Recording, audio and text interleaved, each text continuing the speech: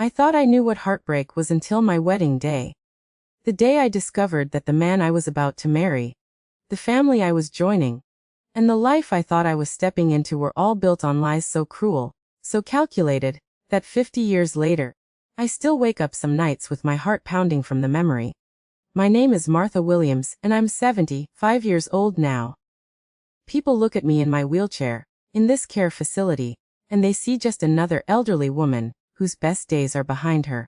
But what they don't know is that I survived something that would have broken most people completely. And today, I'm finally ready to tell the truth. It was June 15, 1974. I was 25 years old, and I thought I was the luckiest woman in the world. Robert Williams, tall, handsome, charming Robert, had asked me to be his wife. We'd been courting for 2 years, and everyone in our small town of Millbrook said we were the perfect couple. His family was well respected, owned the largest farm in the county, and they seemed to welcome me with open arms. I remember that morning like it was yesterday. I woke up in my childhood bedroom, sunlight streaming through the lace curtains my mama had sewn for me when I was just a girl. My wedding dress, pure white satin with tiny pearl buttons down the back, was hanging on the closet door, waiting for me. I'd saved every penny from my job at the general store to buy that dress. It was the most beautiful thing I'd ever owned. My sister Sarah was there, helping me get ready. She'd been quiet all morning, which wasn't like her. Sarah was usually chattering away, making jokes, keeping everyone's spirits up. But that day, she kept looking at me with these sad eyes, like she was attending a funeral instead of a wedding. "Martha," she said as she was pinning flowers in my hair, "are you absolutely certain about this, about Robert?" I laughed at her.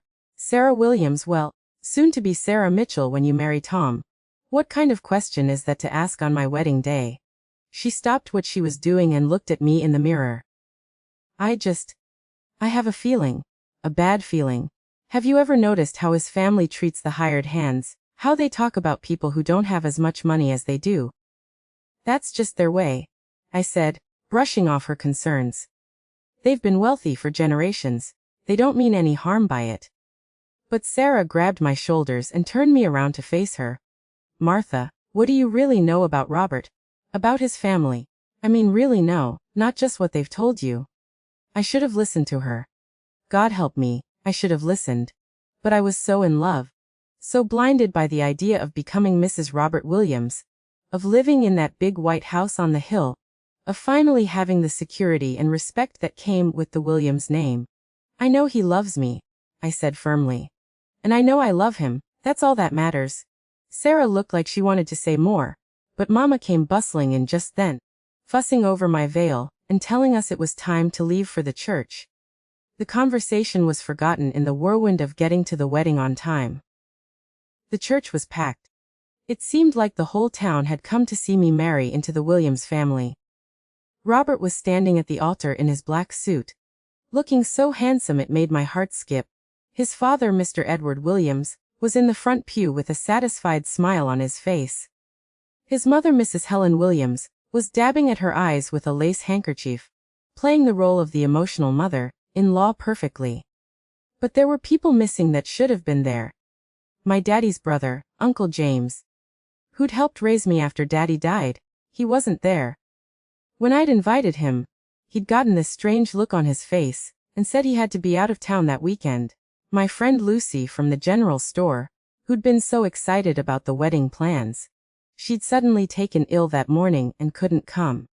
I was so caught up in the ceremony that I didn't think too much about it at the time. Pastor Jenkins was speaking about the sacred bonds of marriage, about honesty and trust between husband and wife. Robert was holding my hands, looking into my eyes, promising to love and cherish me for better or worse, in sickness and in health. When it came time for my vows, I spoke from my heart. "Robert, you've made me the happiest woman in the world. I promise to stand by your side, to build a life with you based on love and truth, to be your partner in all things." The word truth seemed to hang in the air longer than it should have. I noticed Robert's mother shift uncomfortably in her seat. His father's smile seemed to tighten around the edges. But then Pastor Jenkins was pronouncing us husband and wife, and Robert was kissing me, and the church erupted in applause. The reception was held at the Williams family home. That grand white house I'd admired from a distance for so many years. There were tables set up on the lawn, draped in white linen and decorated with roses from Mrs. Williams' prize garden. A small band played music for dancing. And there was more food than I'd ever seen in one place. Roasted chickens, honey, glazed ham, fresh vegetables from their farm, and a 3-tier wedding cake that must have cost more than I made in 2 months. I felt like a princess. Everyone kept congratulating me, telling me how lucky I was, how perfect Robert and I looked together. The Williams family made sure I had everything I needed, treating me like I was already one of them. But as the evening wore on, I started noticing things. Conversations that stopped abruptly when I approached. Knowing looks exchanged between Robert's relatives. And there was this group of people, well, dressed folks I didn't recognize, who seemed to be watching me more than celebrating with us. Around 9 o'clock, just as the dancing was getting started, Mrs. Williams approached me with a small, wrapped gift. "Martha, dear," she said, her voice sickeningly sweet.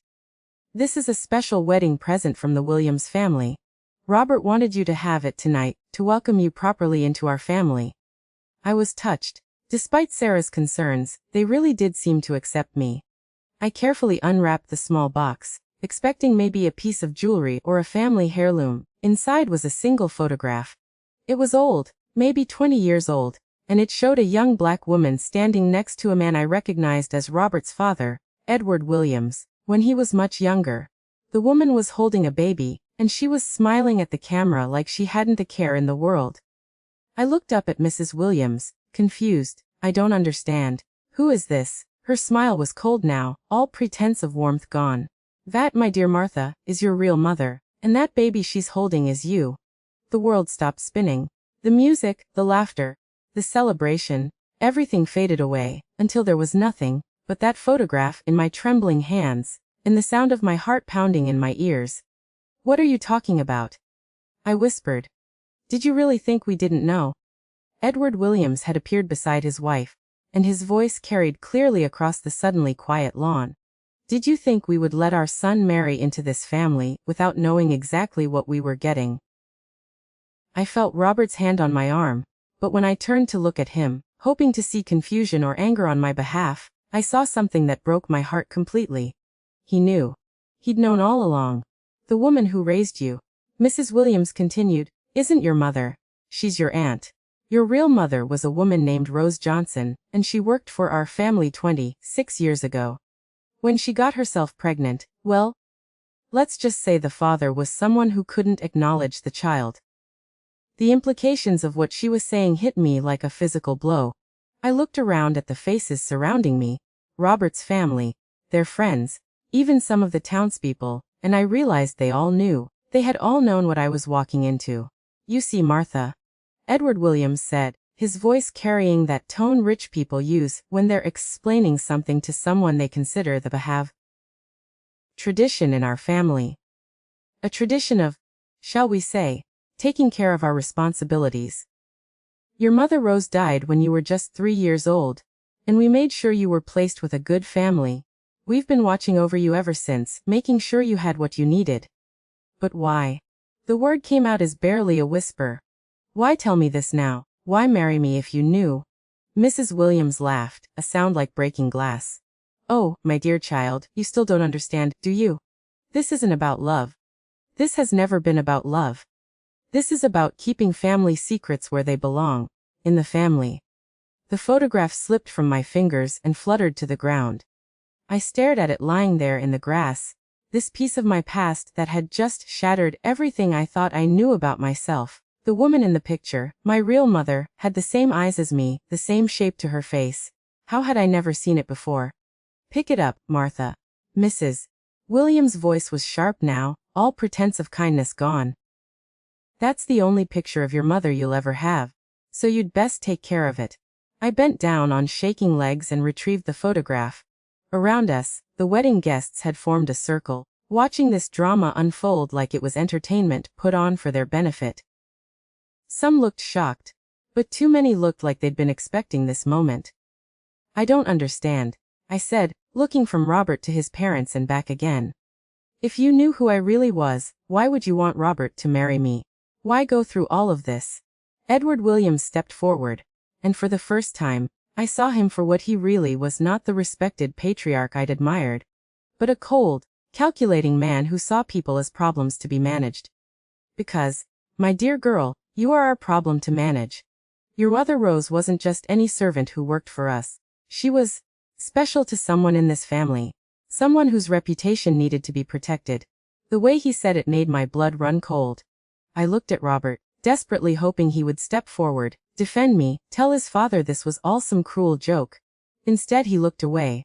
Robert. My voice broke on his name. Please tell me you didn't know about this.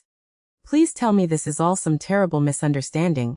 When he finally met my eyes, I saw a stranger looking back at me. Martha, we couldn't tell you before. You wouldn't have understood. Understood what? I was shouting now, not caring that everyone could hear. That my whole life has been a lie. That the man I just married has been lying to me for 2 years. That you people have been pulling my strings like I'm some kind of puppet. Mrs. Williams stepped closer, her voice low and threatening. Lower your voice, girl. You're making a scene. A scene. I laughed, and it came out wild and desperate. Lady. You just told me that everything I believed about my life was a lie on my wedding day. And you're worried about me making a scene. That's when I noticed Sarah pushing through the crowd of guests. Her face was pale, but her jaw was set with determination. She'd heard everything. Martha, come with me. Right now. She grabbed my arm, trying to pull me away from the Williams family. But Edward Williams blocked our path. I don't think so. Martha is part of this family now. She's not going anywhere. She's not your property. Sarah shot back, and I'd never heard my gentle sister sound so fierce. Martha, you don't have to stay here. You don't have to be part of whatever sick game this is. Oh, but she does. Ms. Williams said with that cruel smile. You see, Martha signed papers today. Legal papers. She's bound to this family now, just like her mother was. I felt the world spinning around me. What papers? The marriage certificate. Among others. Edward said smoothly. There were several documents mixed in with the wedding papers. Agreements about property, about discretion, about your role in this family. You signed them all quite willingly. I remembered signing papers at the church, but I'd been so nervous and excited that I hadn't read them carefully. I'd trusted Robert to tell me what they were. I'd trusted him with everything. Those signatures aren't legal if she didn't know what she was signing. Sarah said. But he could see the doubt in her eyes. These people had money, power, lawyers. What did we have? Try to prove that in court. Edward Williams said with a laugh.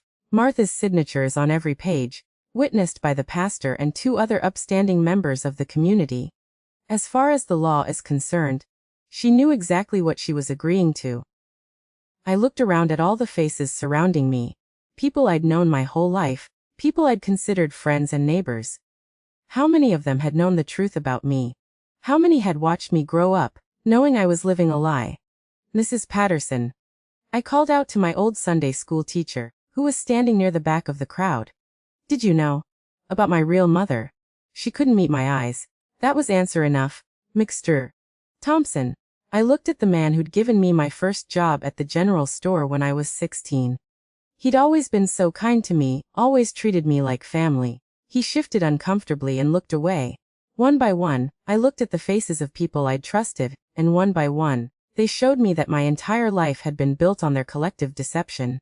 Everyone knew, I whispered. Everyone but me. Not everyone, Sarah said firmly. I didn't know. Not until a few weeks ago. I turned to her, grasping at this one thread of honesty in a web of lies. What do you mean? I started asking questions when you got engaged. Something about the whole thing felt wrong to me. The way Robert's family suddenly took such an interest in you. The way they insisted on such a quick engagement. The way certain people in town started acting strange whenever your wedding was mentioned. She glanced around at the Williams family, then stepped closer to me and lowered her voice. I went to see Uncle James last week. I asked him directly why he was avoiding the wedding. That's when he told me about Rose Johnson, about what really happened to her. What happened to her? I asked, though I wasn't sure I wanted to know. Sarah's eyes filled with tears. She didn't just die, Martha. She was killed. Hit by a car on the road outside of town when you were 3 years old. But Uncle James said it wasn't an accident. He said she'd been threatening to tell people the truth about your father, and then suddenly she was dead. The words hit me like physical blows. My real mother hadn't just died, she'd been murdered. And these people, this family I'd just married into, they were somehow involved. You're lying, Robert said sharply, speaking for the first time since the revelation began. Rose Johnson's death was an accident. Everyone knows that. Everyone knows what they were told. Sarah shot back. But Uncle James was there that night. He saw the car that hit her, and he recognized it. Edward Williams' face had gone white. That's enough. This conversation is over. No, I said. And my voice was stronger now, fed by anger instead of just shock. This conversation is just beginning. Whose car was it, Sarah? She looked directly at Edward Williams. It was a black Cadillac with the Williams family crest on the door. The same car that's parked in your driveway right now. The silence that followed was deafening. Even the insects seemed to have stopped chirping. Then Edward Williams began to laugh, a cold, heartless sound that made my skin crawl. You can't prove anything, he said. That was 23 years ago. Even if anyone believed the word of a drunk like James Mitchell against the Williams family, there's no evidence, no witnesses who matter. I matter, I said quietly. Do you? Mrs. Williams smiled that cruel smile again. You're nobody, Martha. You're the illegitimate daughter of a dead servant, raised by people who were paid to keep you quiet and out of the way. You have no money, no position, no power. What exactly do you think you matter? But something inside me had changed in these last few minutes. The shock was wearing off, and in its place was a cold, hard anger that I'd never felt before. I matter because I'm alive, I said. I matter because I know the truth now. And I matter because I'm not going to let you get away with this. Get away with what? Edward Williams stepped closer, trying to intimidate me with his size and presence. With taking care of our family's business. With making sure you were raised properly. With giving you a better life than you would have had otherwise. With murder. I said clearly, loudly enough for everyone to hear. With murdering my mother, and then controlling my life to cover it up. The gasps from the crowd told me that not everyone had known about Rose Johnson's death. This was news to some of them, and I could see the doubt creeping into their faces as they looked at the Williams family. Be very careful, Martha, Edward Williams said, his voice low and threatening. You're making serious accusations against important people. That's dangerous territory for someone in your position. What position is that? I asked. Your daughter-in-law, your victim, or your dirty little secret that you've been trying to manage for 25 years. Robert finally stepped forward, but not to defend me. Martha, stop this. You're upset. You're not thinking clearly. Let's go inside and talk about this privately. I looked at him. This man I'd thought I loved, who I'd promised to spend my life with just hours ago. And I realized I was looking at a stranger. Worse than a stranger. I was looking at someone who had been willing to build a marriage on lies, who had watched me sign away my freedom without saying a word. No. I said simply, I'm not going anywhere with you. I'm not going to be quiet anymore. And I'm not going to pretend that any of this is normal or acceptable. I turned to Sarah. Take me home. Take me to Mama and Papa Mitchell's house. I need to think, and I need to figure out what I'm going to do. But as we started to walk away, Edward Williams called after us. Martha, if you leave now, if you try to make trouble for this family, you'll regret it. We've been taking care of you your whole life. But that protection comes with conditions. Break those conditions, and you'll find out what life is really like for people like you. I stopped walking but didn't turn around. People like me. People with no family, no money, no place in decent society. People who depend on the kindness of their betters to survive. I did turn around then, and I looked him straight in the eye. Mr. Williams, I may not have money or position or power, but I have something you don't have and never will have. What's? The truth. And truth has a way of coming out, no matter how hard people try to bury it. As Sarah and I walked away from that house, leaving behind my wedding reception, my new husband, and the life I'd thought I wanted, I heard Mrs. Williams call out one last time. You'll be back, Martha. You have nowhere else to go. And when you come back, you'll do what you're told. Just like your mother should have done. I didn't answer her.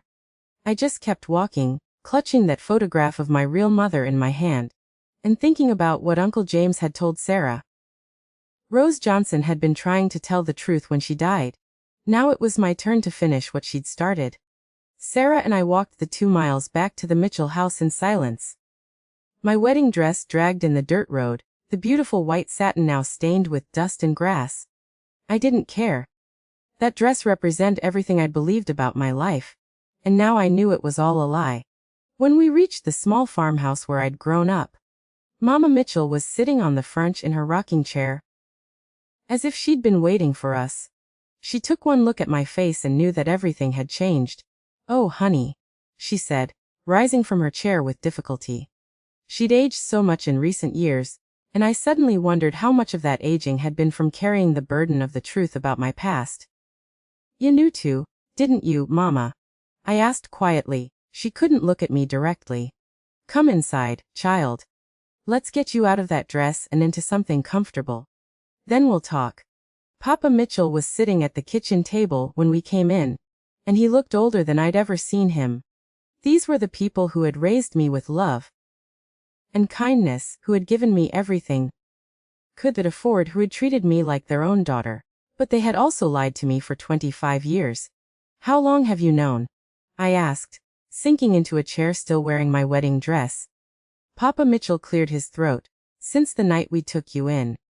You were just 3 years old, scared and crying for your mama. A man came to our door, a well-dressed man in a fancy car, and he told us your mother had died in an accident. He said the family she worked for wanted to make sure you were taken care of, and they'd chosen us."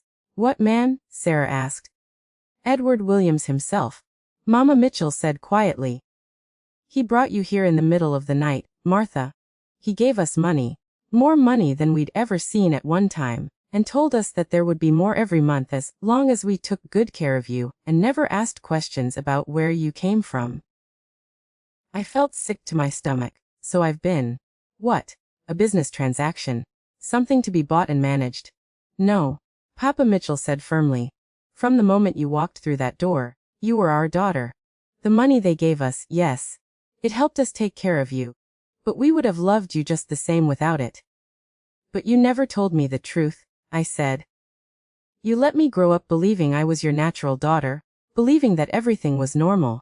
Mama Mitchell sat down across from me, her eyes filled with tears. "What were we supposed to do, honey? You were so young, so hurt from losing your mother. And the Williams family made it very clear that if we ever told you the truth, or if we ever tried to find out more about your real family, the money would stop and we'd lose you altogether. They threatened to take me away. They said they had legal guardianship," Papa Mitchell explained. "They said we were just caretakers, that they could move you anywhere, anytime, if they decided we weren't suitable." I understood now why they'd kept quiet. They'd been protecting me the only way they knew how. But it still hurt, knowing that my entire childhood had been built on fear and lies. "I need to know more about my real mother," I said. "About Rose Johnson?" Sarah said Uncle James knew something about the night she died. Sarah nodded. "He's been carrying this secret for over 20 years. He wanted to tell someone, but he was scared of what the Williams family might do." "Where is he now?" I asked. "He's staying at the old cabin by Miller's Creek," Papa Mitchell said. "He's been hiding there since he heard about your engagement. He was afraid they might try to silence him permanently if they thought he was going to talk." The thought that Uncle James had been living in fear because of my wedding made me angry all over again. How many people had the Williams family intimidated over the years? How many lives had they controlled and manipulated? "I'm going to see him," I said, standing up. "Martha, maybe you should wait until morning," Mama Mitchell said. "It's getting dark, and you've had such a shock today." "No," I said firmly. "I've waited 25 years to know the truth about my mother. I'm not waiting another night." Sarah stood up too. "I'm coming with you." We borrowed Papa Mitchell's old truck and drove to Miller's Creek as the sun was setting. The cabin was tucked back in the woods, barely visible from the road. Uncle James had always been a bit of a hermit, but seeing him living in that run-down shack made me realize how far he'd fallen. He answered our knock with a shotgun in his hands, but when he saw it was us, his face crumpled with relief and sorrow. "Martha, honey," he said, setting the gun aside and pulling me into a hug. I'm so sorry. I should have told you years ago. I should have been braver. Tell me now, I said. Tell me everything you know about my mother. We sat around his small table by lamplight, and Uncle James began to speak. His voice was shaky at first, but as he went on, it grew stronger, as if telling the truth was giving him back some of his courage. Rose Johnson was the most beautiful woman I ever saw, he began. She had these bright, intelligent eyes, just like yours, Martha, and she had a way of making everyone around her feel special. She worked for the Williams family as their housekeeper. But she was so much more than that. She could read and write better than most folks in town, and she had dreams of opening her own business someday. What kind of business? I asked. Dressmaking shop. She was incredibly talented with a needle, and she'd been saving every penny she earned to rent a little place in town. She showed me her sketches once, beautiful dress designs that would have been the envy of any fancy store in the big city. I thought about my own wedding dress, how I'd saved for months to buy it. It seemed my mother and I had more in common than I'd ever known. What happened to her? Sarah asked gently. Uncle James was quiet for a long moment, staring into his coffee cup. When he looked up, his eyes were full in pain. She fell in love, he said simply. With the wrong man. A man who couldn't acknowledge her publicly, couldn't marry her, couldn't even admit she existed. I asked, though I was afraid I already knew the answer. Edward Williams Jr., Robert's older brother. The words hit me like a physical blow. Not Edward Williams Sr., but his eldest son. That meant Robert wasn't just my husband, he was my half-brother's brother. The family tree was even more twisted than I'd imagined. Edward Jr. was supposed to marry a girl from a wealthy family in the next county. Uncle James continued. It was all arranged, a business merger disguised as a marriage. But he fell hard for Rose, and for a while, she thought he might actually choose love over money and social position. But he didn't, I said. No. When Rose told him she was pregnant with you, he panicked. He begged her to leave town, said he'd give her money to start over somewhere else. But Rose had grown up in Millbrook. This was her home, her community. She didn't want to run away and hide like she'd done something shameful. So what did she do? She told him she was going to stay and raise her child with dignity. She said, if he wanted to marry someone else, that was his choice, but she wasn't going to pretend you didn't exist. She wasn't going to let you grow up thinking you were unwanted. I could picture her, this woman I'd never really known, standing up to a powerful man, refusing to be ashamed of her child. It made me proud and heartbroken at the same time. How do you know all this? Sarah asked. Because Rose told me. Uncle James said. She was scared, and she needed someone to confide in. I was working for the Miller family then, doing odd jobs around their farm, and Rose would walk past on her way to the Williams house every day. We became friends. Just friends, I asked. Uncle James smiled sadly. I loved her, Martha. I loved her with everything I had. But she was too good for me, too smart, too beautiful. And her heart belonged to Edward Jr., even when it became clear he was never going to do right by her. What happened the night she died? Uncle James' hands began to shake as he reached for his coffee cup. She'd made a decision. Edward Jr. had gotten married the week before, a big fancy wedding that was written up in all the society pages. Rose had seen the pictures, seen him smiling with his new bride, and something in her finally broke. He paused, gathering his strength to continue.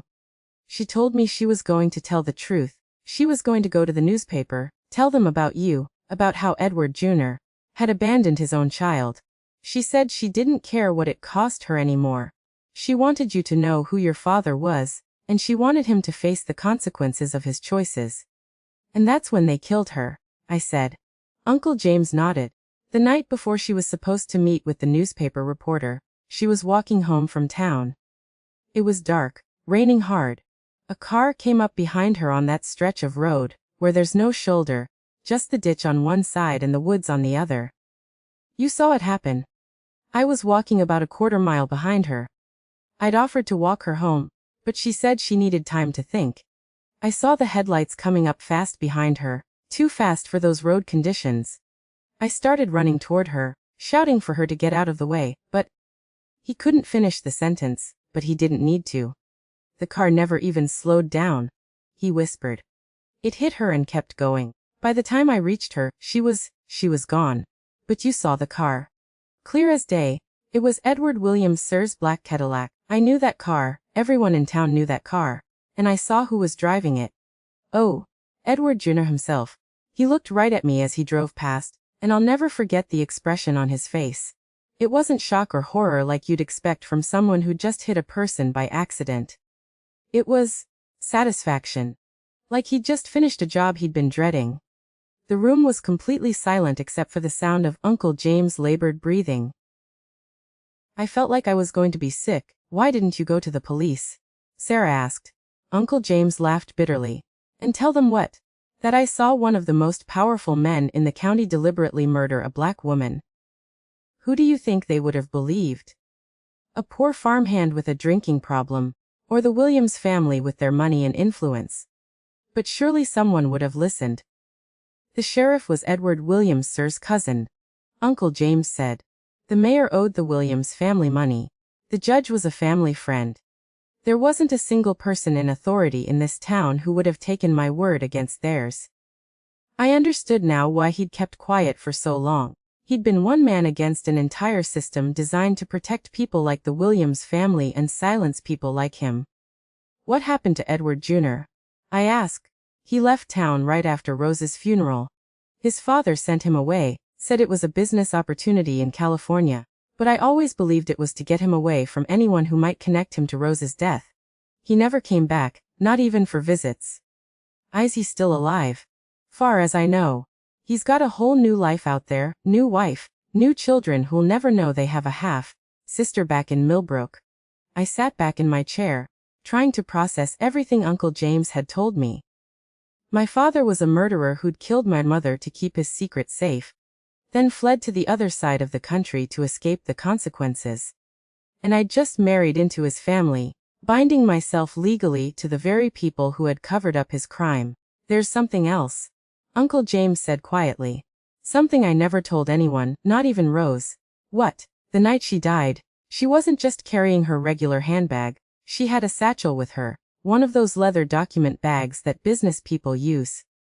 After it happened, I looked for it. I thought maybe it had important papers in it, things that might help you someday. Did you find it? Not that night. But a few days later, when I was helping clean up the accident site, I found it caught in some brambles about 50 feet from where she was hit. It must have been thrown clear when the car struck her. My heart began to race. What was in it? Uncle James stood up and walked to an old trunk in the corner of the cabin. He pulled out a worn leather satchel, the kind lawyers and businessmen carried. I've been keeping this safe for 23 years, he said, setting it on the table in front of me. Waiting for the day when you were old enough to understand what it meant. With shaking hands, I opened the satchel. Inside were papers, lots of them. Letters, receipts, documents, and photographs. I lifted out the first item, a letter written in careful handwriting that I somehow knew was my mother's. My dearest daughter. It began. If you are reading this, then something has happened to me. And Uncle James has kept his promise to give you these papers when you are grown. I pray that day never comes. That I will be able to tell you all of this myself when you are old enough to understand. But if I cannot, then you must know the truth about who you are and where you come from. I looked up at Uncle James, tears streaming down my face. She knew. She knew they might kill her, and she prepared for it. Keep reading, he said gently. The letter went on to explain everything, how she'd met Edward Jr., how she'd fallen in love with him, how she'd believed his promises that he would find a way to be with her and acknowledge their child. It told the story of his betrayal, his marriage to another woman, and her decision to fight for my rights as his daughter. But it was the last paragraph that made my blood run cold. If something happens to me, know that it was not an accident. Edward Williams Jr. has threatened me more than once, and his father has made it clear that they will do whatever is necessary to protect the family's reputation.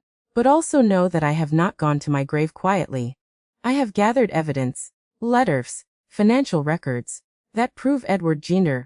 is your father and that prove the Williams family has been involved in illegal activities for years. This evidence is my legacy to you, my darling girl. Use it to claim what is rightfully yours, and use it to make sure that justice is finally served.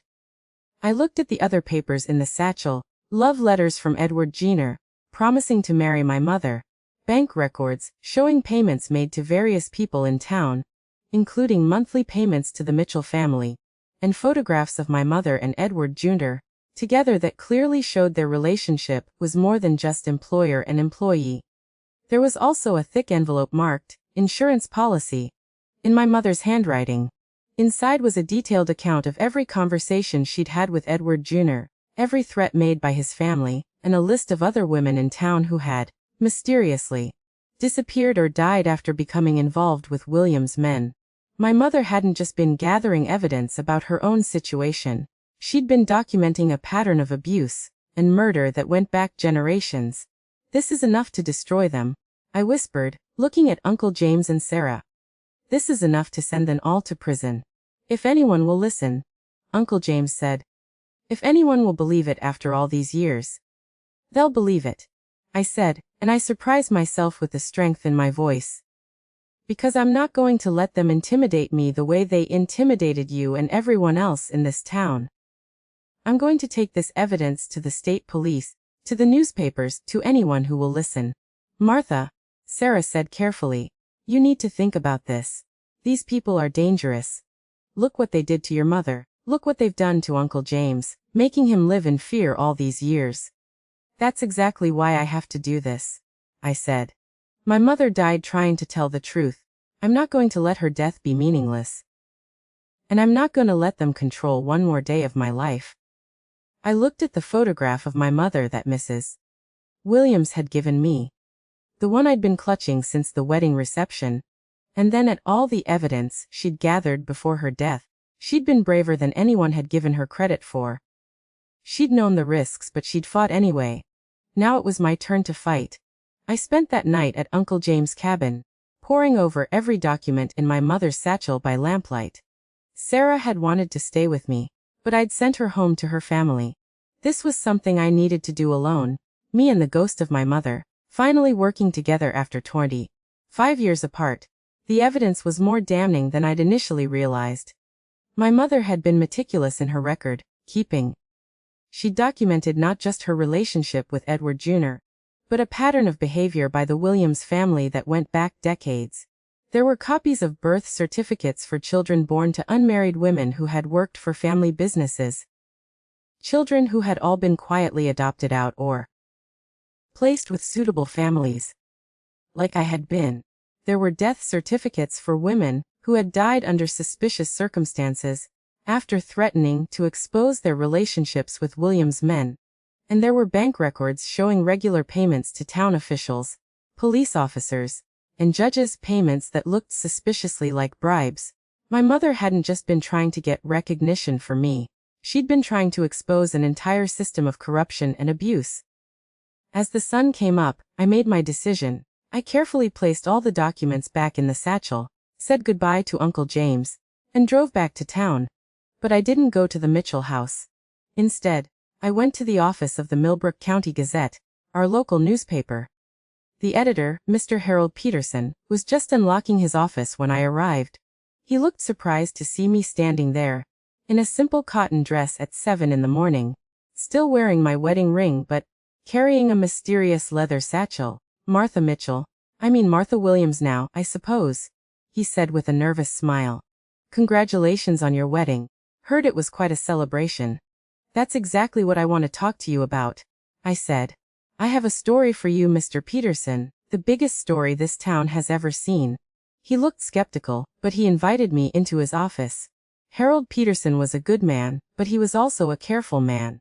He'd been running the Gazette for 20 years. And he'd survived by not making enemies of the powerful families in town. I spread my mother's documents across his desk, and began to tell him everything. At first, he looked like he wanted to stop me, to tell me I was making a mistake, but as I showed him the evidence, the letters, the photographs, the financial records, his expression changed from skepticism to shock to something like hunger. This was the kind of story that could make a small-town newspaper editor's career. My God, he whispered, holding up a photograph of my mother and Edward Jenner together at what looked like a romantic picnic. If this is real, it's real, I said firmly. And there's more, much more. I showed him the list of other women, the pattern of suspicious deaths, the evidence of bribery and corruption. By the time I finished, Harold Peterson was pale and shaking. Martha, do you understand what you're asking me to do? This isn't just a story about your family. This is an accusation of murder, corruption, and conspiracy against one of the most powerful families in the state. I understand exactly what I'm asking, I said. I'm asking you to tell the truth. He was quiet for a long time, staring at the documents spread across his desk. Finally, he looked up at me. If I publish this, they'll destroy me. They'll destroy my newspaper, my family, everything I've built. And if you don't publish it, they'll keep getting away with murder. How many more women have to die to protect the Williams family secrets? He stood up and walked to his window, looking out at the main street of Millbrook. You know, when I was a young reporter, I dreamed of breaking a story like this. Something that would make a real difference, that would bring justice to people who thought they were above the law. So do it, I said. Help me finish what my mother started. He turned back to me, and I could see the decision in his eyes.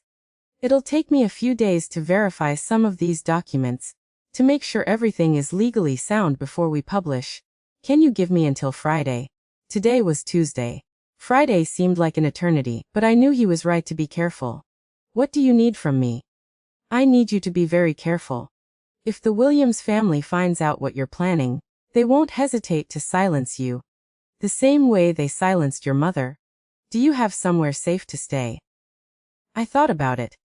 I couldn't go back to the Mitchell house. That would be the first place they'd look for me. I couldn't stay with Sarah. I wouldn't put her family in danger. And I certainly couldn't go home to my husband Robert, who was part of the conspiracy. I'll figure something out, I said. Harold Peterson reached into his desk drawer and pulled out a set of keys. I have a small cabin about 10 miles out of town, on the other side of Miller's Creek from where your uncle is staying. It's not much, but it's hidden, and it's safe. You can stay there while I work on the story. I took the keys gratefully. As I was gathering up the documents, he stopped me. Martha, I need you to understand something. Once this story comes out, there's no going back. Your life in this town, your marriage, everything you wanted, it's all going to change forever. Mr. Peterson, I said, looking him directly in the eye, my life already changed forever. Yesterday, I found out that everything I believed about myself was a lie. My husband married me as part of a cover-up. The people who raised me were paid to keep me quiet. And my real mother was murdered to protect my father's reputation. Nothing will ever be the same again. But you could still try to make peace with them. You could accept the situation, take the money and security they're offering, and live quietly as Robert's wife. Many women in your position would choose that path. I thought about my mother's letter, about her courage in gathering evidence even though she knew it might cost her life. I thought about Uncle James, living in fear for 23 years. I thought about all the other women who had been silenced and forgotten. I'm not many women, I said. I'm Rose Johnson's daughter. And I'm going to make sure the truth comes out, no matter what it costs me. I spent that day, moving my few belongings to Harold Peterson's cabin, and preparing for what I knew would be a fight. I also did something that surprised even me. I went to see a lawyer. Thomas Brennan had a small practice on the outskirts of town. He wasn't one of the fancy lawyers who worked for families like the Williams, but he had a reputation for honesty and for taking on cases that other lawyers wouldn't touch. I found him in his modest office, surrounded by law books and legal papers.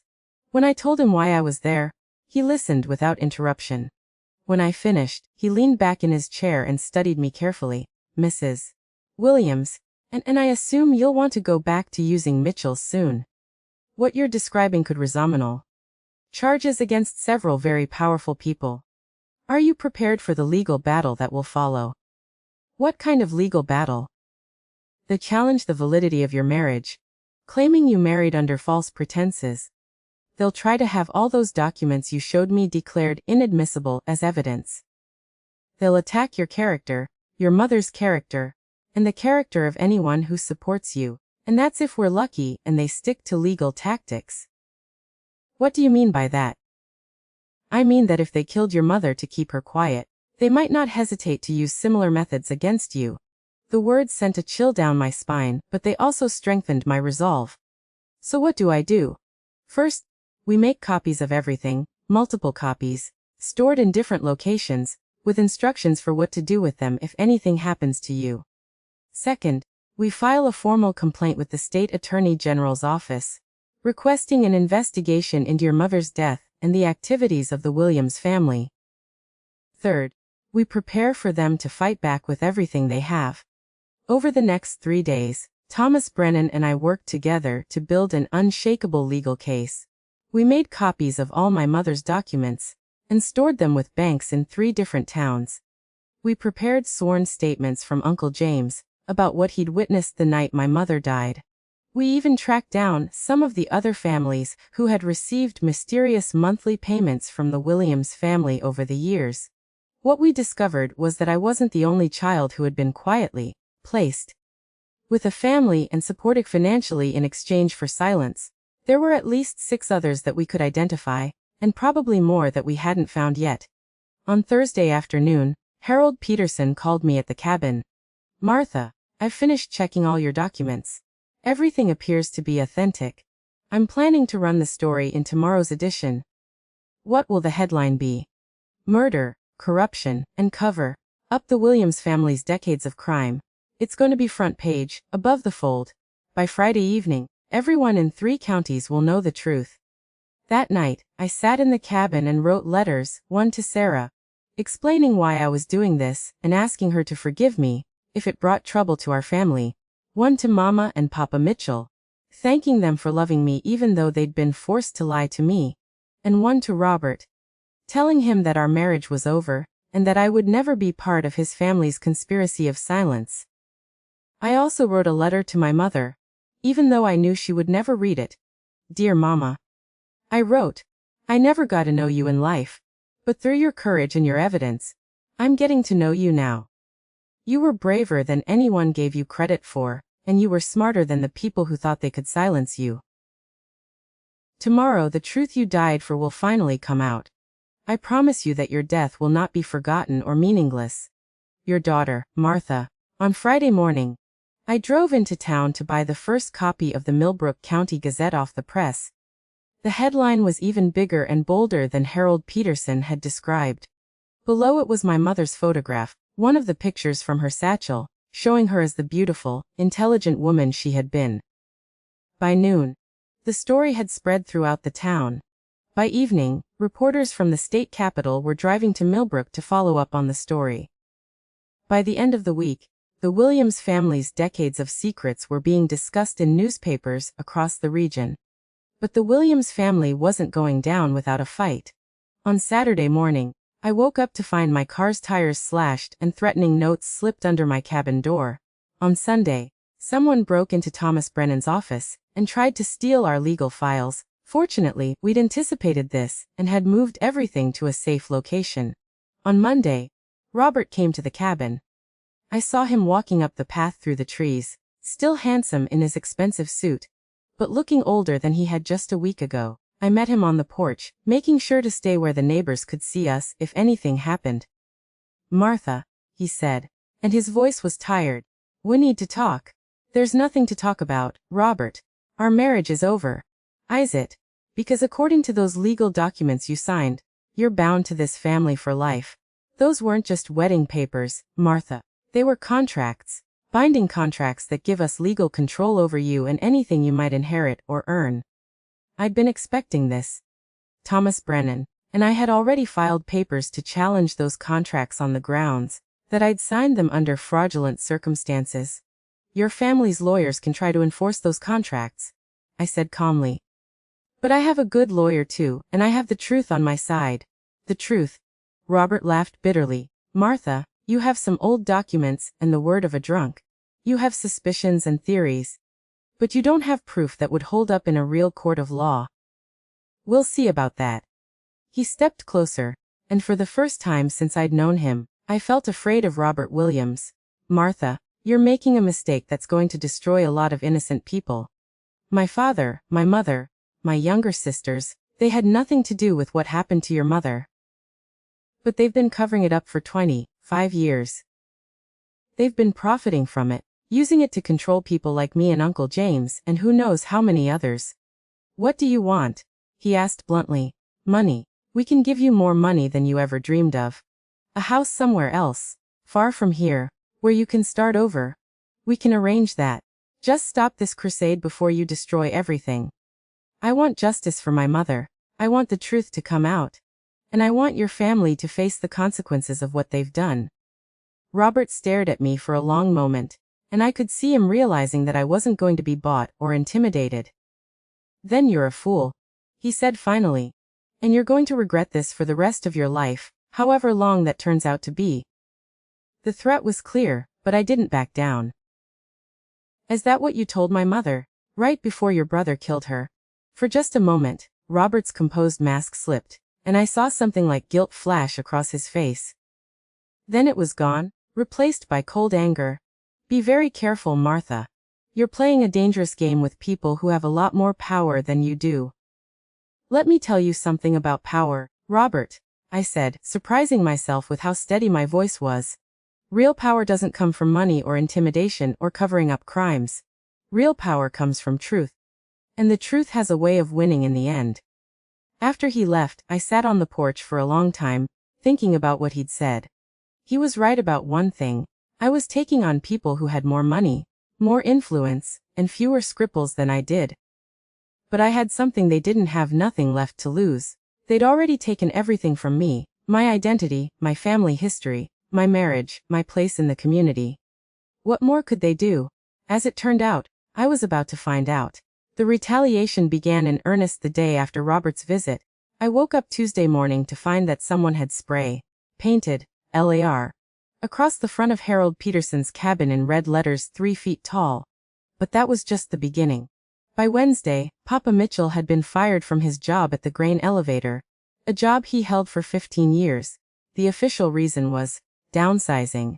But everyone knew the Williams family owned a controlling interest in the elevator.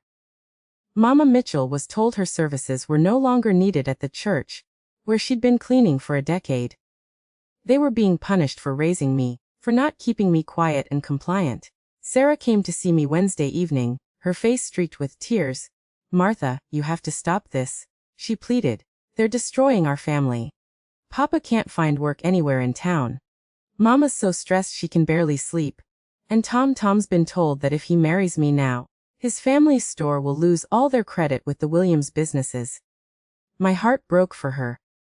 Sarah had done nothing but tell me the truth, and now her entire future was being threatened because of my fight for justice. I'm so sorry, I said, pulling her into a hug. I never wanted any of this to hurt you. Then stop it, she said desperately. Go to them, make some kind of deal. Maybe you can't have everything you wanted, but at least we can all have some kind of life. I understood why she was asking this of me. She was watching everything she'd worked for slip away, because of something that had happened before we were even born. But I thought about my mother, about how she'd died trying to prevent exactly this kind of intimidation from working. Sarah, if I give in now, they'll know they can control anyone by hurting the people they love. They'll keep doing this to other families, other women who dare to speak up. How many more people have to suffer so that the Williams family can keep their secrets? I don't care about other people, she said, and I'd never heard my gentle sister sound so angry. I care about our family. I care about having a life with Tom. I care about Mama and Papa being able to keep food on their table. She was right, of course. My fight was costing other people I loved. But backing down now wouldn't just mean betraying my mother's memory. It would mean ensuring that the Williams family could keep hurting people with impunity. Give me 1 more week, I said. The state investigators are coming next Monday to interview everyone and look at the evidence. Once they're involved, the Williams family won't be able to just make this go away by intimidating local people. Sarah looked at me with such sadness in her eyes. And what if something happens to you before then? What if they decide that the easiest solution is to make you disappear like they did your mother? Then you take all the copies of the evidence to the state police yourself, I said. And you make sure the truth comes out no matter what. She left that night without saying goodbye. And I wondered if I'd ever see my sister again. I was learning that fighting for justice sometimes meant losing the people you loved most. Thursday brought new horrors. Uncle James came to the cabin in the middle of the night, beaten and bloody. Someone had come to his cabin and worked him over with fists and clubs, demanding that he recant his statement about witnessing my mother's murder. They said next time they'd kill me. He gasped as I cleaned his wounds. Said if I testified to the state investigators, I'd end up like Rose. We have to get you to a hospital, I said, but he grabbed my arm. No, they'll be watching the hospital. If they know I came to you, and they'll know you helped me, and then they'll come for you too. I cleaned his cuts as best I could and let him sleep on the cabin's small couch. In the morning, I helped him get to Thomas Brennan's office, where we filed a police report about the assault. But the local police, the same police force that was likely taking money from the Williams family, said there wasn't enough evidence to pursue charges. Let me guess. Thomas Brennan said sarcastically to the officer, who came to take the report. Mr. Mitchell fell down some stairs, or walked into a door, right? The officer, a young man who looked uncomfortable with the whole situation, wouldn't meet our eyes. Mr. Mitchell says, attacked by unknown assailants in dark clothing. Without witnesses or suspects, there's not much we can do. After the officer left, Thomas Brennan turned to me with a grim expression. Martha, I think you need to consider leaving town until the state investigators arrive. These people are escalating their tactics, and I'm worried about your safety. I'm not running away, I said firmly. If I disappear now, they'll claim I made everything up and fled when I was about to be exposed as a liar. Better to be called a liar than to be dead. He pointed out. But I'd made my decision. I was staying to see this through, no matter what it cost me. Friday was when things got really dangerous. I was driving back from town after meeting with Harold Peterson about a follow-up story when I noticed a black car following me. It stayed about 100 yards behind, matching my speed exactly. When I slowed down, it slowed down. When I sped up, it sped up. I knew these roads better than most people, having grown up here. So I took a sudden turn onto a dirt road that cut through the woods toward Miller's Creek. The black car followed. My heart was pounding as I realized what was happening. They weren't just following me. They were herding me toward a secluded area where no one would see what happened next. I pressed the accelerator to the floor, sending Harold Peterson's old truck bouncing and lurching over the rough road. Behind me, the black car was gaining ground, its powerful engine easily outpacing my borrowed vehicle. There was a sharp curve ahead. I knew it well because Papa Mitchell had always warned me to slow down there when I was learning to drive. But instead of slowing down, I waited until the last possible second, and then yanked the steering wheel hard to the right, taking the turn at a speed that sent the truck up on two wheels for a terrifying moment. The black car, going too fast to make the same maneuver, went straight off the road and crashed into a large oak tree. I should have kept driving, should have gone straight to the police or to safety, but something made me stop and look back. The car was wrapped around the tree, steam rising from its crumpled hood, and slumped over the steering wheel was a man I recognized, Tommy Harris, who worked at the Williams family's construction business. He was alive but unconscious, blood trickling from a cut on his forehead. In the passenger seat was a gun and a coil of rope. I didn't need to wonder what those were for. I drove straight to the state police barracks in the county seat, 20 miles away. I told them everything. About being followed, about the crash, about what I'd found in the car. I gave them directions to where Tommy Harris was, and I stayed at the barracks until they came back with him in custody. The state police took my statement seriously in a way the local police never had. Detective Ray Morrison, a tall, serious man with graying hair, listened to my entire story without interruption. When I finished, he leaned back in his chair and studied me. Mrs. Williams, what you're describing is a conspiracy that involves murder, bribery, intimidation, and now attempted kidnapping or worse. These are serious federal crimes. I know how it sounds, I said, but I have evidence. Lots of evidence. I've seen the newspaper articles and the documents your lawyer provided to our office. We've already begun a preliminary investigation. But I need you to understand something. If even half of what you're alleging is true, You're in real danger. These people have killed to protect their secrets before. So what do I do? We're going to put you in protective custody until we can complete our investigation and make arrests. It's not comfortable, but it's safe. For the next 4 days, I stayed in a safe house in the state capital, guarded by 2 state police officers. It was a small apartment above a bakery, and I spent the time reading, thinking, and trying not to go crazy with worry about my family and friends back in Millbrook. On Tuesday, Detective Morrison came to see me with news. "We've made arrests," he said without preamble. "Edward Williams, sir, Robert Williams, Helen Williams, and 3 other family members have been charged with conspiracy, bribery, and accessory to murder. Tommy Harris is cooperating with us in exchange for a lighter sentence, and he's provided details about other crimes the family was involved in." I felt a surge of relief and vindication. What about Edward Jr.? My father? That's more complicated. He's living in California, under a different name, and extradition will take time. But we have enough evidence to charge him with your mother's murder, and we will bring him back to face trial. And my family? Are they safe now? Detective Morrison's expression grew somber. "Mrs. Williams, I'm afraid I have some difficult news about your family." My blood turned to ice. "What happened?" "Yesterday morning, your sister Sarah and her fiancé were involved in a car accident. They're both alive, but they're in the hospital with serious injuries." The room seemed to spin around me.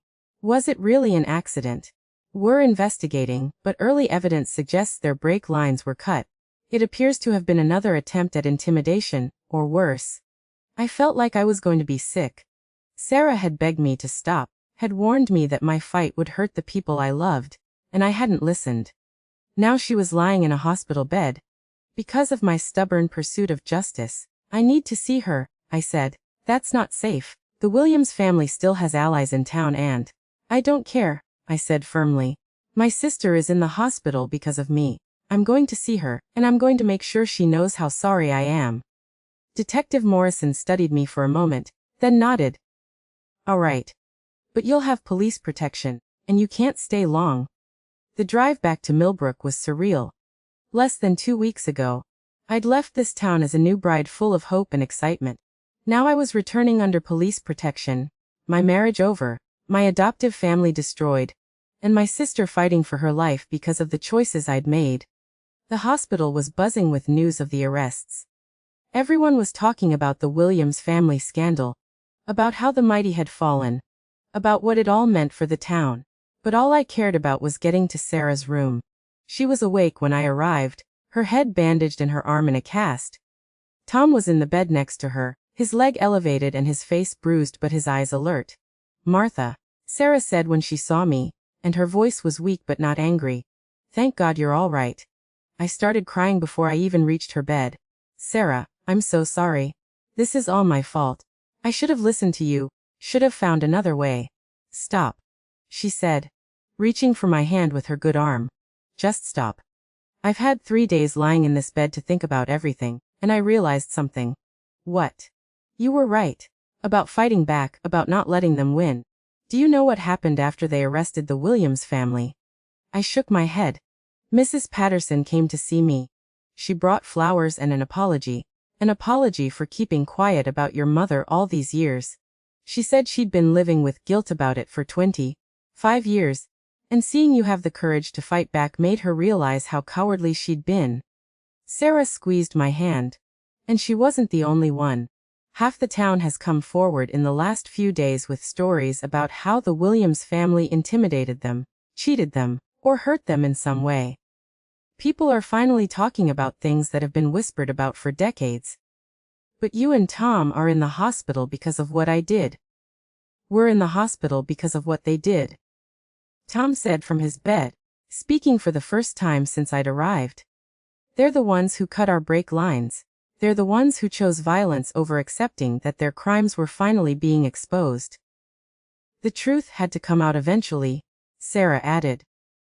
"And it was better that it came from you, from someone who had the courage to see it through, than from someone who might have been corrupted or intimidated into backing down." I spent an hour with Sarah and Tom, and by the time I left, I felt something I hadn't felt since this whole nightmare began: peace with my decision. The cost had been enormous, higher than I'd ever imagined it could be. But the alternative would have been to let my mother's killers continue to hurt people with impunity. Detective Morrison was waiting for me in the hospital lobby.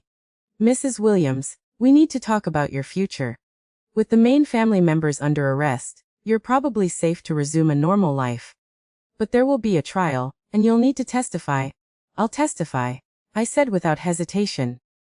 "I'll tell the court everything I know, everything my mother documented, everything Uncle James witnessed. I want to make sure justice is finally served." "There's something else," he said. "The investigation has uncovered evidence of other crimes, other victims. Your courage in coming forward has opened the door to justice for a lot of people who thought they'd never see it." As we walked out of the hospital, I saw a familiar figure sitting in the lobby, Harold Peterson, looking older and more tired than I'd ever seen him. "Harold," I said, surprised. "What are you doing here?" He stood up, and I could see that he'd been crying. "Martha, I came to apologize, and to thank you." "For what?" "For giving me the chance to be the journalist I always wanted to be. That story about your family, it's been picked up by newspapers across the country. But more than that, it's inspired other people to come forward with their own stories about corruption and abuse in small towns like ours." He handed me a newspaper, not the local gazette, but a major state paper. The headline read, "Small Town Courage Sparks Statewide Investigation into Rural Corruption. Your mother would be proud," he said simply. Looking at that headline, I finally understood what my mother had been trying to achieve. She hadn't just been fighting for recognition of her relationship with Edward Jr., or even for justice for herself. She'd been fighting against a system that allowed powerful people to abuse and silence those who couldn't fight back. And now, 25 years later, that fight was finally being won. But the war wasn't over yet. There was still a trial to face, still testimony to give, still a future to build from the ashes of everything I'd thought my life would be. As Detective Morrison and I drove away from Millbrook that evening, I looked back at the town where I'd grown up believing I knew who I was and where I belonged. I was leaving as a completely different person, someone who understood that the truth was fighting for, no matter what it cost. The hardest battles were still ahead, but for the first time since my wedding day, I felt ready to face them. 6 months later, I sat in the witness chair of the State Superior Court, looking out at a packed courtroom. The trial of the Williams family had drawn attention from across the region. Reporters filled the back rows, their notebooks ready. In the gallery sat people I recognized, some who had supported me, others who had turned their backs when the truth came out. But my eyes were drawn to the defendant's table, where Robert sat next to his father and mother. He looked older, thinner, his expensive suit unable to hide the fact that his world had crumbled. When our eyes met, I saw no trace of the man I had thought I loved. In his place was a stranger who had been willing to build a marriage on lies and cover-up. The prosecutor, Assistant District Attorney Margaret Chen, was a sharp woman in her 40s who had made her reputation taking down corrupt officials and powerful families who thought they were above the law. She approached me with a kind but professional manner. "Mrs. Mitchell," she began, and I was grateful she was using my maiden name. "Can you tell the court about the events of June 15, 1974, your wedding day?" I took a deep breath and began the story I had told so many times over the past 6 months, to police, to investigators, to grand juries. But this time felt different. This time, my mother's killers were sitting just 20 feet away, forced to listen to the truth they had tried so hard to bury. I told the court about the photograph Mrs. Williams had given me, about learning that my entire life had been built on lies, about discovering that I had unknowingly married into the family that had murdered my mother. My voice stayed steady, even when I described the cruelest moments of that revelation. "And what did you do when you learned this information?" ADHN asked. At first, I was in shock. But then I became determined to learn the truth about my mother and what had really happened to her. I described finding Uncle James, hearing his account of witnessing my mother's murder, and discovering the satchel of evidence my mother had left behind. "Can you describe what was in this satchel?" I detailed every document, every photograph, every piece of evidence my mother had carefully gathered. As I spoke, Ada Chen displayed copies on a large screen for the jury to see. There were audible gasps when she showed the love letters from Edward Jenner, promising to marry my mother and take care of their child. Mrs. Mitchell, did you believe these documents were authentic? Yes. They were in my mother's handwriting, and many of them were dated and signed by Edward Williams Jr. But more than that, they told a story that matched what Uncle James had witnessed, and what other people in town had suspected for years. The defense attorney, an expensive lawyer named Harrison Walsh, who specialized in defending wealthy clients, objected frequently to my testimony. But Judge Patricia Reynolds, a no-nonsense woman who had been appointed specifically because of her reputation for fairness and integrity, overruled most of his objections. When it came time for cross-examination, Walsh approached me with the condescending manner I had expected. Mrs. Mitchell, or should I say Mrs. Williams, since you are still legally married to my client, isn't it true that you concocted this entire story because you were angry about learning of your illegitimate birth? No, that's not true. Isn't it true that you forged these documents to try to extort money from the Williams family? No. The documents were authenticated by 3 separate handwriting experts. But you had access to samples of your mother's handwriting, didn't you? From the people who raised you. Mr. Walsh, I was 3 years old when my mother died. I had never seen her handwriting before I found that satchel. I didn't even know she could read and write until Uncle James told me. Walsh spent 2 hours trying to discredit my testimony, suggesting I was a liar, a blackmailer, or simply a disturbed woman seeking attention. But for every attack he made, I had evidence to counter it. Mrs. Mitchell, how do we know that James Mitchell's testimony is reliable? Isn't it true that he's an alcoholic with a history of mental problems? Uncle James has struggled with drinking, yes, but he was stone sober the night my mother died, and he's been sober for 8 months now. More importantly, his testimony matches physical evidence and documentary evidence that he couldn't have known about or fabricated. What physical evidence? Ada Chen stood up. Objection, Your Honor, this goes beyond the scope of direct examination. I'll allow it. Judge Reynolds said. Answer the question, Mrs. Mitchell. When investigators searched the scene where my mother died last year, they found paint scrapes on the tree where her body was thrown. The paint matched the Williams family's 1951 Cadillac, the same car Uncle James said he saw hit my mother. The courtroom erupted in murmurs. This was new information that hadn't been reported in the newspapers. The defense will have an opportunity to that evidence with their own witnesses.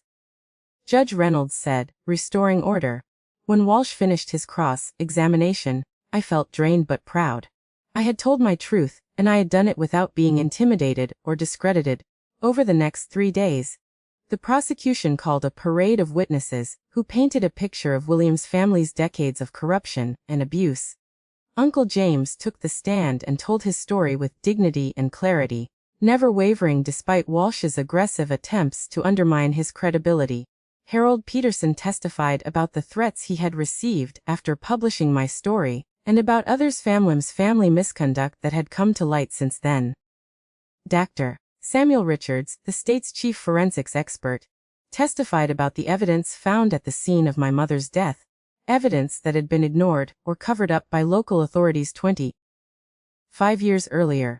But perhaps the most damaging testimony came from Tommy Harris, the man who had tried to run me off the road. In exchange for a plea deal, he testified about the Williams family's systematic use of intimidation and violence. They called it family business, he said from the witness stand.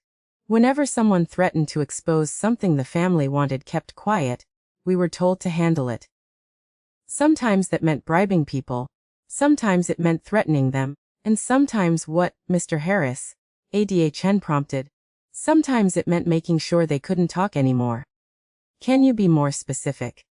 There were at least 5 people over the years who died in accidents, after threatening to expose Williams' family secrets. Rose Johnson was just one of them. The defense tried to discredit Harris as a criminal trying to reduce his own sentence, but the prosecution had documentation to back up his claims. Bank records showing payments, police reports that had been buried, witness statements that had never been investigated. When it was the defense's turn to present their case, They called character witnesses to testify about the Williams family's contributions to the community, their charitable donations, their business success, their standing in the church and social organizations. Robert took the stand in his own defense, claiming that he had known nothing about the circumstances of my birth or my mother's death when he married me. I loved Martha, he said, and for a moment he sounded like the man I had thought I was marrying. I wanted to give her a good life, to make her happy. When my family told me about her background, they said it was ancient history that didn't matter.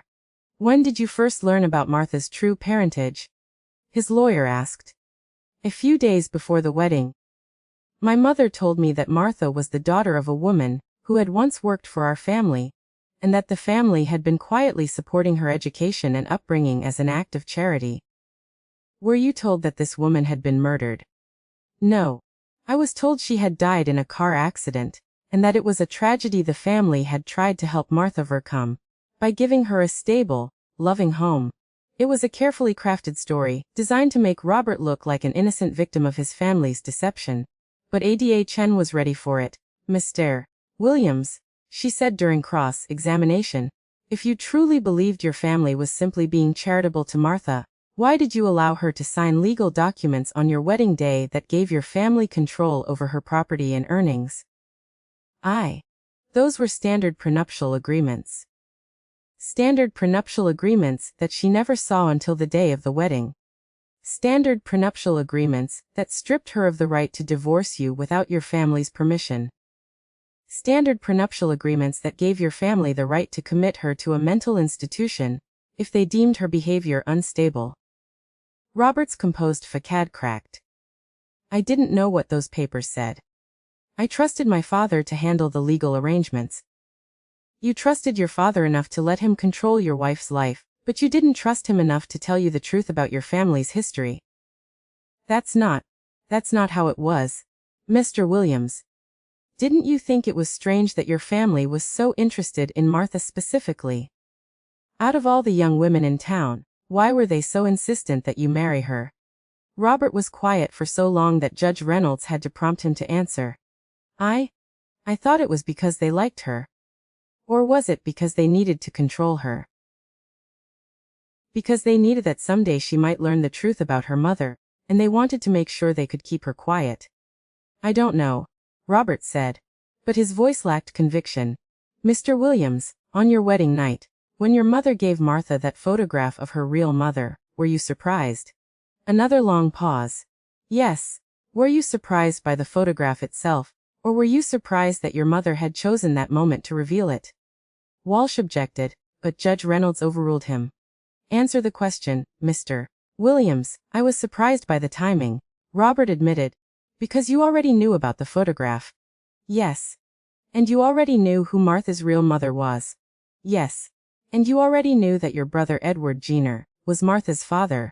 Robert's composure finally broke completely. Yes, he whispered. So when you married Martha, you knew you were marrying your brother's daughter. You knew you were marrying someone whose mother had been murdered by your family. And you went through with it anyway. I thought we could make it work. I thought I could protect her from the truth, by lying to her, by helping your family control her, by participating in a cover-up of murder. Robert didn't answer, but he didn't need to. The jury had heard enough. Edward William Sester took the stand and maintained his innocence, claiming that he had genuinely tried to help me after my mother's tragic accident. But his testimony was contradicted by too much evidence. Bank records showing bribes, witness statements documenting threats, and most damaging of all, a recording that had been found in his office safe. The recording was from a family meeting held just days after my mother's death. In it, Edward Sayre could be heard discussing how to manage the situation and ensure that the girl never learns the truth about what happened to her mother. We've contained it for now, his voice said from the courtroom speakers, but we need to make sure she grows up grateful for what we've given her, not curious about what we've taken away. The jury heard Edward Sayre discussing monthly payments to keep people quiet, plans to monitor my education and social development, and contingency plans for what to do if I ever started asking questions. If she becomes a problem when she's older, We can always arrange for her to have an accident like her mother. The recording continued. But for now, it's better to keep her close and controlled. The courtroom was silent as the recording played. Even Walsh looked shaken by what his client had said. Mrs. Williams took the stand and tried to paint herself as a protective mother who had been forced to go along with her husband's decisions. But her own words on the recording contradicted her testimony. She's her mother's daughter. Helen Williams' voice could be heard saying, "She'll be trouble eventually." Rose was trouble from the moment Edward Jr. brought her into this house. The most dramatic moment of the trial came when the prosecution called their final witness, Edward Williams Jr., who had been extradited from California to face murder charges. He was a broken man, 25 years older than in the photographs my mother had kept. His hair gray and his face lined with what I hoped was guilt. He had initially refused to cooperate, but faced with overwhelming evidence and the testimony of his own family members, he had finally agreed to plead guilty in exchange for a life sentence instead of the death penalty. Mr. Williams. A.D. Chen said, "Did you kill Rose Johnson on the night of October 12, 1951? Yes, he said quietly. Why? Because she was going to tell everyone about our relationship, about Martha. My father said it would destroy our family's reputation and our business. He said I had to choose between her and everything we'd built. So you chose to kill her. I chose my family. I chose my future. I was young and stupid and I thought." He stopped and looked directly at me for the first time. "I thought it would be easier than dealing with the consequences of what I'd done." "What had you done?" "I'd fallen in love with a woman I could never marry. I'd made promises I couldn't keep. I'd created a child I wasn't brave enough to acknowledge." "Did you intend to kill Rose Johnson that night?" "No. I just wanted to scare her. To make her understand that she couldn't expose our secret. But when I confronted her on the road, she told me she was going to the newspapers with, or without my cooperation. She said Martha deserved to know who her father was, and she wasn't going to let my family erase her from history." Edward Jr. was crying now, tears streaming down his face as he continued. "She was so brave. Even knowing what I might do to her, she wasn't backing down. And that made me so angry, so frustrated. I got back in my car and I aimed it at her." "You deliberately drove your car into Rose Johnson?" "Yes. And then I left her there to die, while I went home to my new wife and my new life, pretending nothing had happened." The courtroom was completely silent except for the sound of Edward Jr. sobbing. I felt tears on my own face, not for him, but for my mother, who had died alone on a dark road because she had dared to love the wrong man and refused to be ashamed of it. "Mr. Williams, do you have anything you want to say to your daughter, Martha?" Edward Jr. looked at me again, and I saw 25 years of guilt and regret in his eyes. "Martha, I know I have no right to ask for your forgiveness. I killed your mother, and then I let my family destroy your childhood by controlling every aspect of your life. You deserved so much better than any of us gave you." He paused, struggling to find words. "Your mother was the most extraordinary woman I ever knew. She was intelligent, brave, beautiful, and strong. Everything good about you comes from her, nothing from me. I hope someday you can find peace, even though I know I never will." I wanted to hate him. I had expected to hate him. But looking at this broken man who had destroyed so many lives, because he was too cowardly to face the consequences of his choices, I felt something closer to pity. The closing arguments were powerful on both sides. Walsh argued that his clients were imperfect people who had made mistakes, but that they didn't deserve to have their lives destroyed over events from 25 years ago. A.D. Chen argued that justice delayed was not justice denied, and that the Williams family's wealth and influence should not protect them from the consequences of murder and corruption. Rose Johnson was 23 years old when she died. Chen told the jury. She had dreams, plans, a future she was working toward. She had a 3-year-old daughter who needed her. She was killed not because she had done anything wrong, but because she refused to let powerful people erase her existence. She gestured toward the defendant's table. These people didn't just kill Rose Johnson. They killed the truth. They killed justice. They killed the possibility that Martha Mitchell would grow up knowing who she really was and where she came from. They tried to kill the very idea that people like Rose Johnson People without money or influence matter. The jury deliberated for 2 days. When they returned, the forewoman stood and delivered the verdicts that would change everything. In the case of the state versus Edward Williams Juder, on the charge of first-degree murder, we find the defendant guilty. In the case of the state versus Edward Williams Sayre, on the charges of conspiracy to commit murder, bribery, and obstruction of justice, we find the defendant guilty on all counts. In the case of the state versus Helen Williams, on the charges of conspiracy and obstruction of justice, we find the defendant guilty on all counts. In the case of the state versus Robert Williams, on the charges of conspiracy and fraud, we find the defendant guilty on all counts. As the verdicts were read, I felt something I hadn't expected, not triumph or satisfaction, but a deep, profound sadness for everyone whose lives had been destroyed by this cycle of lies and violence. Edward Jr. was sentenced to life in prison without the possibility of parole. His father received 25 years. Helen Williams received 15 years. Robert received 10 years, with the possibility of parole in 5. After the sentencing, I stood outside the courthouse with Sarah, who had made a full recovery from her injuries, and had insisted on being there for the verdicts. "How do you feel?" she asked me. "Empty," I said honestly. "For months, I've been focused on getting to this moment, on seeing justice served. Now that it's over, I don't know what comes next." "What comes next," said a voice behind me, "is the rest of your life." I turned to see Detective Morrison approaching us with a small smile on his face.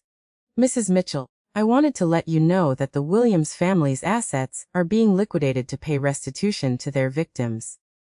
As the primary victim in this case, you're entitled to a substantial settlement." "I don't want their money," I said immediately.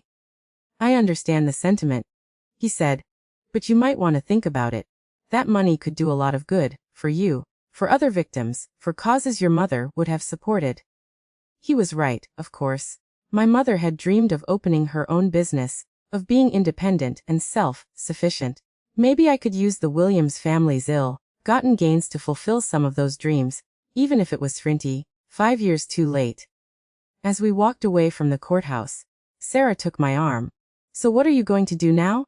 You could go anywhere, be anyone." I thought about it. For the first time in my life, I was truly free from lies, free from people trying to control me, free to make my own choices about who I wanted to be. "I think I want to go back to school," I said. "Maybe study law, or journalism. Maybe both." "Why?" "Because there are probably other Rose Johnsons out there, other people who need someone to fight for them when they can't fight for themselves." Sarah smiled. "Mama would be proud of you. Both of your mothers would be proud." As we drove home to Millbrook, I thought about my mother's letter, about her hope that someday the truth would come out and justice would be served. It had taken 25 years, but her faith had been vindicated. The little girl who had been placed with a farm family to keep her quiet had grown up to become a woman who refused to be silenced. And in finding my own voice, I had given voice to my mother's story, and to the stories of all the other people the Williams family had tried to silence over the years. Justice had finally been served. But more than that, the truth had set us all free. Chapter 7: A New Beginning. 25 years have passed since that courtroom victory, and I'm sitting here in my wheelchair, at Sunset Manor Care Facility, finally ready to tell the complete story of what happened after the trial ended. People think that justice, in the courtroom, is the end of the story, but for me, it was just the beginning of learning how to live with the truth. The first year after the trial was the hardest of my life, and that's saying something considering everything I'd been through. I had thought that once the Williams family was behind bars, once my mother's murder was acknowledged and justice was served, I would feel complete, healed, ready to move on. Instead, I felt lost. For 25 years, my identity had been built on lies. For the 6 months leading up to the trial, my purpose had been seeking justice for my mother. Suddenly, I had no lies to uncover and no justice to pursue. I was 30 years old, legally free from a marriage that had never been real, financially secure thanks to the restitution settlement, and absolutely terrified of what to do next. I rented a small apartment in the state capital, far enough from Millbrook to avoid the constant reminders of my past, but close enough to visit Sarah and my adoptive parents regularly. For the first few months, I barely left that apartment except to buy groceries or attend the therapy sessions Detective Morrison had recommended. Trauma doesn't end when justice is served. My therapist, Dr. Linda Hawkins, told me during one of our early sessions, "Your entire sense of self was built on false information, and then you went through the additional trauma of learning the truth in the cruelest possible way. It's going to take time to figure out who you are when you're not fighting for survival." She was right. I had gone from being Martha Mitchell, the naive farm girl, who thought she was marrying into a respectable family, to Martha Mitchell, the crusader seeking justice for her murdered mother. But who was Martha Mitchell when she wasn't reacting to other people's lies or crimes? I spent months in that apartment, reading everything I could get my hands on, books about law, about journalism, about other people who had overcome trauma and found ways to help others. I wrote in journals, trying to process everything that had happened. And slowly, very slowly, I began to understand what I wanted to do with the rest of my life. The turning point came when I received a letter from a woman named Patricia Santos in Texas. She had read about my case in the newspapers, and she wrote to tell me that my story had inspired her to come forward about her own experience with a powerful family who had covered up their son's crimes.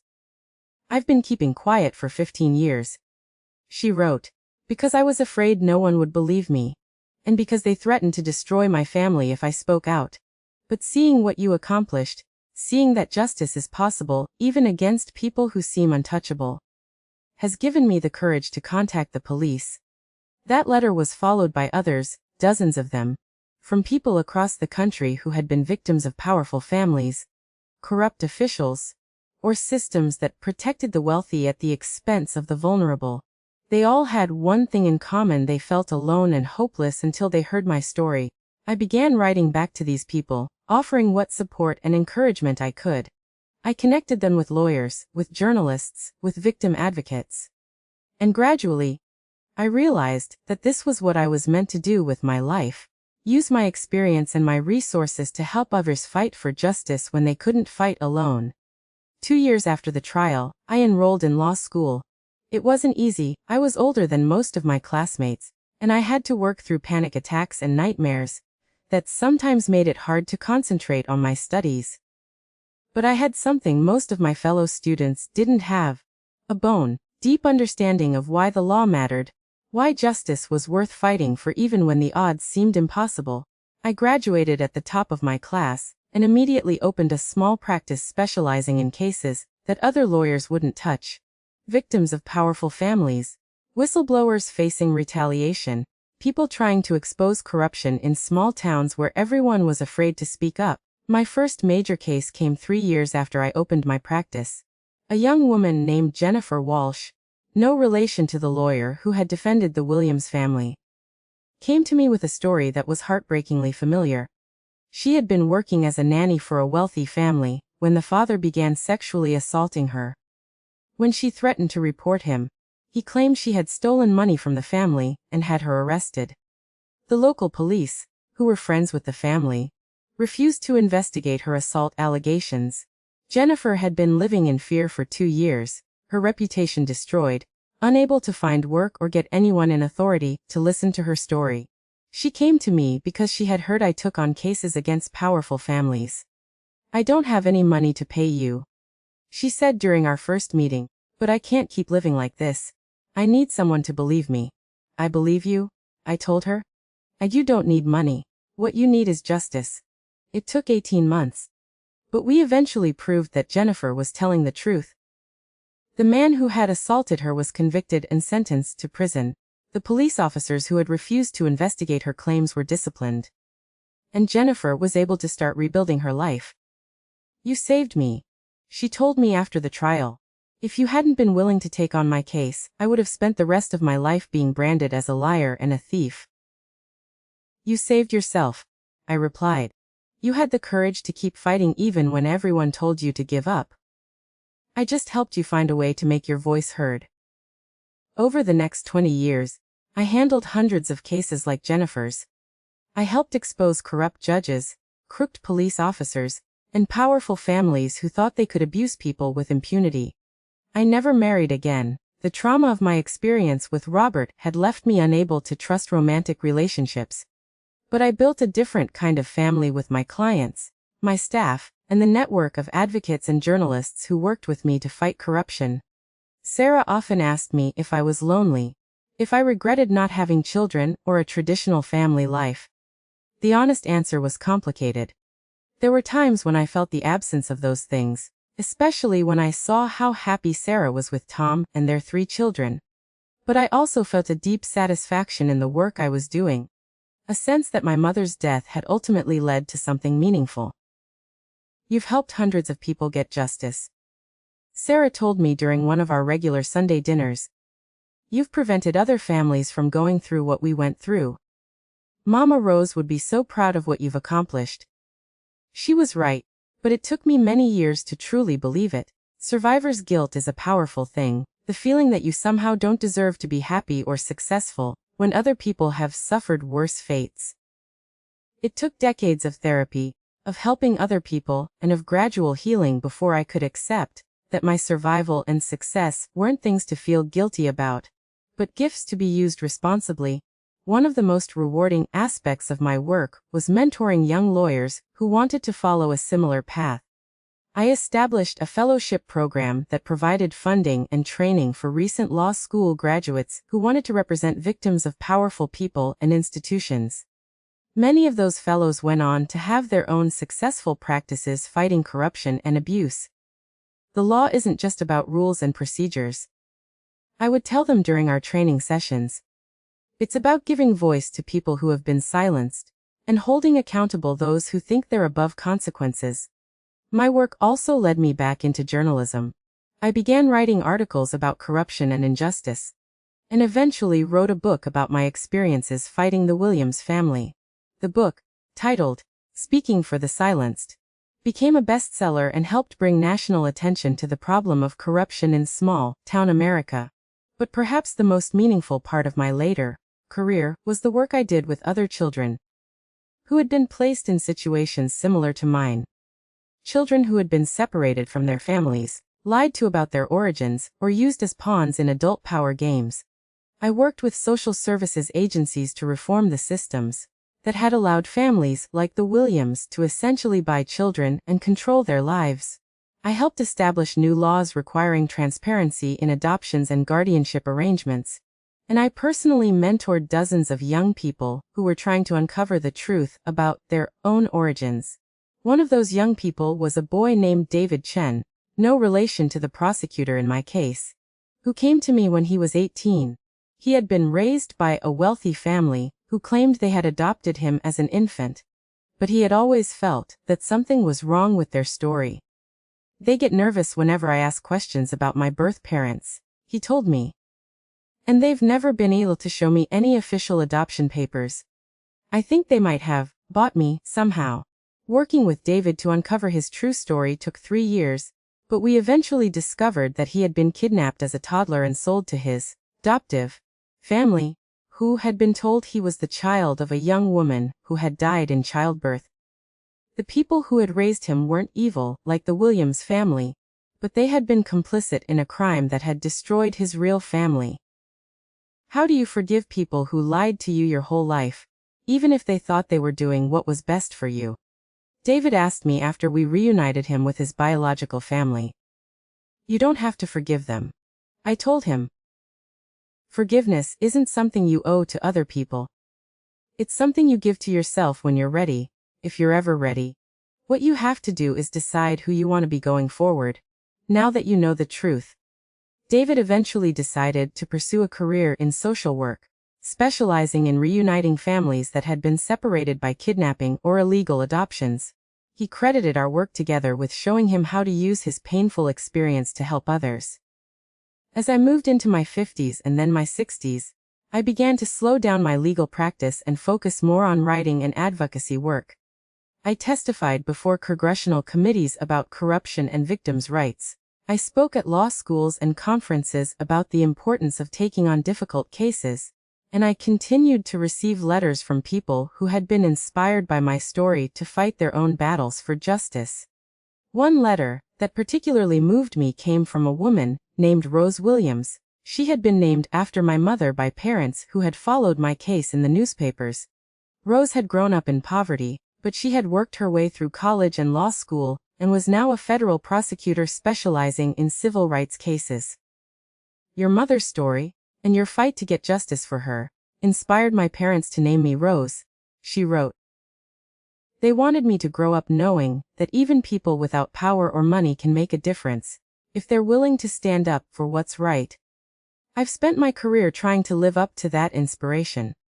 Receiving letters like that one made all the pain and struggle worthwhile.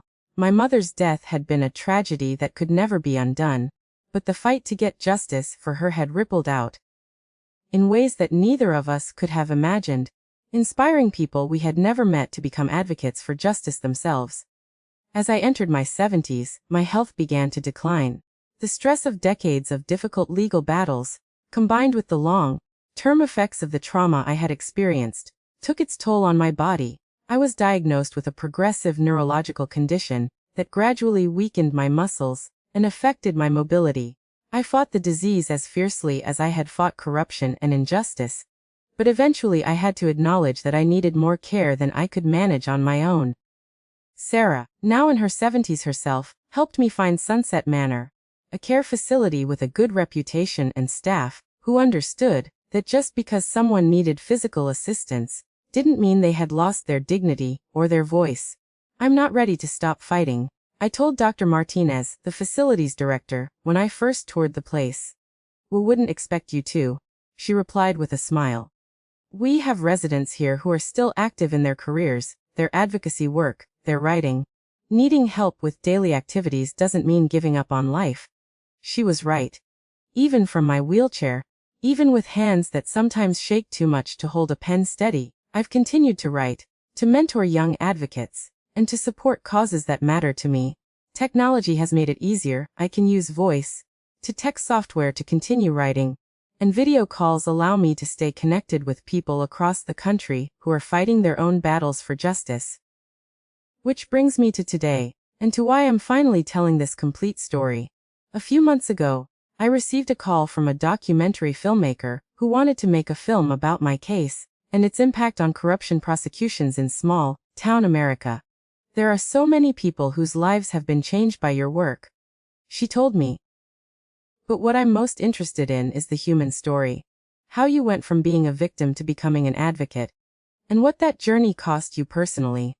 That conversation made me realize that while I had written about the legal and political aspects of my case, I had never fully shared the emotional journey. The years of therapy, the struggle to build an identity based on truth instead of lies, the decision to remain single, the satisfaction of helping others, and the gradual process of finding peace with a life that turned out completely different from anything I had ever imagined. So here I am, 75 years old, telling you the rest of the story. The part about learning to live with the truth, the part about finding purpose in pain, the part about discovering that justice isn't just something that happens in courtrooms, it's something you create every day. By refusing to let powerful people silence the vulnerable. People often ask me if I regret the choices I made. If I wish I had just accepted the Williams family's offer to live quietly as Robert's wife, instead of fighting to expose the truth about my mother's murder. The answer is complicated. Do I regret that my fight caused suffering for innocent people like Sarah and my adoptive parents? Yes, deeply. Do I regret that I never had children of my own or experienced the kind of simple, uncomplicated love that most people take for granted? Sometimes. But do I regret speaking up for my mother, for Uncle James, for all the other victims who had been silenced by the Williams family's money and power? Never. You changed the world. Sarah told me during her last visit, when I shared with her that I was working on this final chapter of my story. I changed a small part of it. I corrected her. But that's how the world really changes, one person at a time, one injustice at a time, one voice refusing to be silenced at a time. My mother, Rose Johnson, never got to see the world change. She died believing that powerful people would always be able to hurt vulnerable people with impunity. But her death wasn't meaningless, because it inspired a fight that ultimately helped protect other people from similar abuse. That's the real lesson of my story, I think. Not that good always triumphs over evil, That's too simple, and not always true. But that speaking truth to power matters, even when it's costly. That fighting for justice matters, even when you can't win every battle. That using your voice to advocate for those who can't advocate for themselves matters, even when the world seems stacked against you. I'm tired now, more tired than I've ever been in my life. The neurological condition is progressing, and I know I don't have many more years left.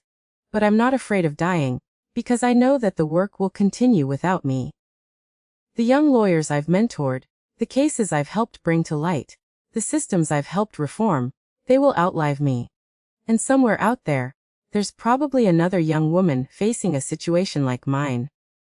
Learning that her entire life has been built on lies, that people she trusted have betrayed her, that the powerful people who hurt her family think they can escape consequences.